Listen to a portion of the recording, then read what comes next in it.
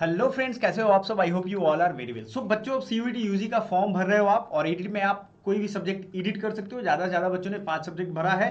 5-6 subject students आराम से भर रहे हैं, उनकी जो डिमांड है। बट सबसे ज़्यादा कंफ्यूजन हो रहा है कि सर यूपीएससी हमें करना है, आईएएस बनना है, आईपीएस बनना है, तो हम कौन सा सब्जेक्ट कॉम्बिनेशन अभी डालें। देखो, 2-3 चीज़ें बड़ी क्लियरली समझ लो, ये मैं समझा देता हूँ आपको। अभी जो सब्जेक्ट कॉम्बिनेशन भरे हो वो बस एलिजिबिलिटी के हिसाब से। सपोज दैट आपने BHU, DU, JNU, Allahabad university, इन सब का देखा इन्फॉर्मेशन बुलेटिन, आपको लगा कि भाई ये एलिजिबिलिटी क्राइटेरिया इन सब का है।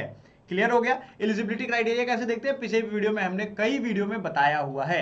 यूनिवर्सिटी की एलिजिबिलिटी आपको देखने का सिंपल प्रोसेस है। यहां पे जाइए, यूनिवर्सिटी पे क्लिक करिए। सेंट्रल, अगर वो यूनिवर्सिटी सेंट्रल है, क्योंकि सेंट्रल 50 यूनिवर्सिटी के आसपास है, आपको इससे ज्यादा तो मिलेगा नहीं, और सब इसमें है भी नहीं, 2-4 छोड़ करके बाकी सब है। ठीक है, तो आप यहां देखोगे बाबा साहब भीमराव अम्बेडकर असम यूनिवर्सिटी बनारस हिंदू। मान लो आपको इसका एलिजिबिलिटी देखना होगा, तो इस पर क्लिक करोगे ना सिंपल, तो आपको एलिजिबिलिटी इसका खुद ब खुद खुल के आ जाएगा। सभी सब्जेक्ट का ये साइड में सब्जेक्ट का नाम दिया है, प्रोग्राम कोर्स ऑफर है, डोमेन लैंग्वेज कौन कौन सा चाहिए, ये एलिजिबिलिटी फॉर प्रोग्राम देख लो, सब कुछ दिख रहा है आपको। मैं थोड़ा साइड हो जाता हूं, आराम से आप देख लो, आपके लिए ही ये है।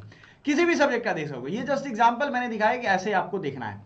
अब पार्टिसिपेटिंग यूनिवर्सिटी का तो हो गया।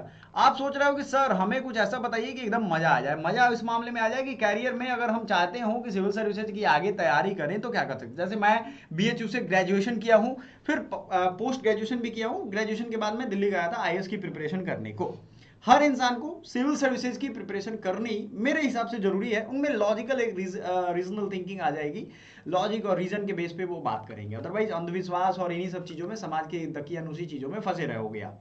तो क्या रीजन है भाई, कौन कौन सा सब्जेक्ट बेस्ट हो सकता है। सब्जेक्ट कॉम्बिनेशन, पहला जो बच्चों का टारगेट रहता है ज्योग्राफी। बच्चे से मेरी बात हो रही थी, नवोदय विद्यालय का स्टूडेंट है। उसका कंसर्न ये था कि सर ज्योग्राफी के लिए मुझे उपाय बताओ। देखो भैया, ज्योग्राफी बीएचयू की मैं बात बता रहा हूँ, बहुत हाईएस्ट कट ऑफ जाता है, क्योंकि बच्चे शुरू से ही डिमांड करने लगते हैं, तो उसकी कट ऑफ ही बहुत तेज जाने लगती है ऊपर। अब मान लो 300 आपका एग्जाम ही हो रहा है, आप 50 क्वेश्चन रहेंगे, आप 250 एक होगा जीएटी, और जनरल टेस्ट 250-500 का हो रहा है, तो 300 350 से शुरू होगा फर्स्ट राउंड के जो कट ऑफ होंगे। मैं आपको एक एग्जांपल दे रहा हूं कितने से वो मिल जाएगा। तो आपका एक चीज समझ लो, जैसे ही आपका स्कोर कार्ड आएगा ना, आपको अलग अलग यूनिवर्सिटी बोलेंगी कि भैया आप अप्लाई करना, आप शुरू करो, आपके पास ये ऑप्शन है, ये भी यूनिवर्सिटी है, ये भी डीयू करोगे, बीएचयू करोगे, सब में अलग अलग अलग अलग अप्लाई करना होगा। क्लियर है ये चीज, ये चीज क्लियर है। सब में अलग अलग अप्लाई करना होगा, ये आप समझ गए। तो आप अपने स्कोर के बेस पे ही करोगे। तो अभी जो सब्जेक्ट सेलेक्ट कर रहे हो उसका वहां कॉलेज में पढ़ेंगे यूपीएससी के लिए, उससे कुछ खास लेना देना नहीं है।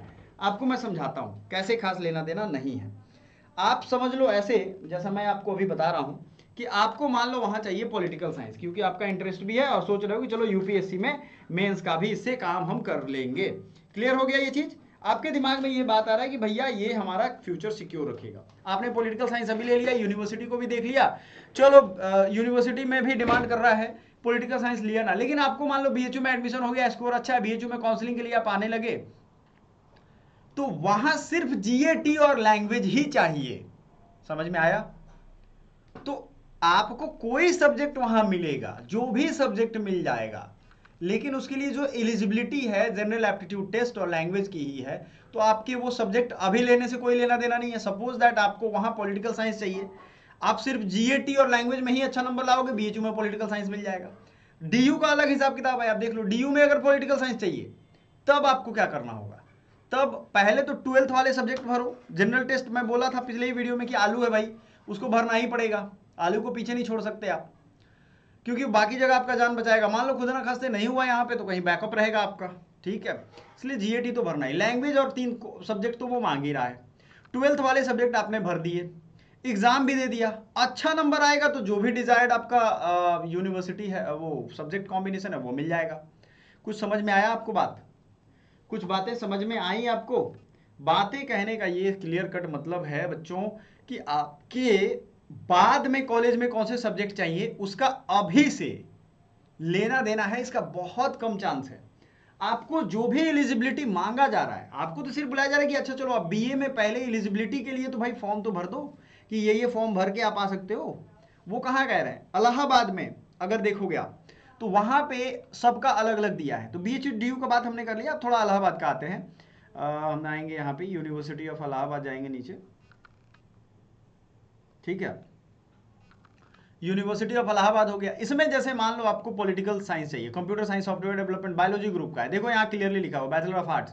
इसमें क्या चाहिए, English, Hindi, general aptitude, English या हिंदी में से कोई एक चाहिए, और बिलो के सब्जेक्ट में से मतलब नीचे वाले सब्जेक्ट में से कोई भी एक चाहिए, applied mathematics, communication, mathematics, political science, BA psychology, कुछ भी लेना है आपको बीए में कोई भी प्रोग्राम में, तो एक एक्स्ट्रा सब्जेक्ट लेना ही है।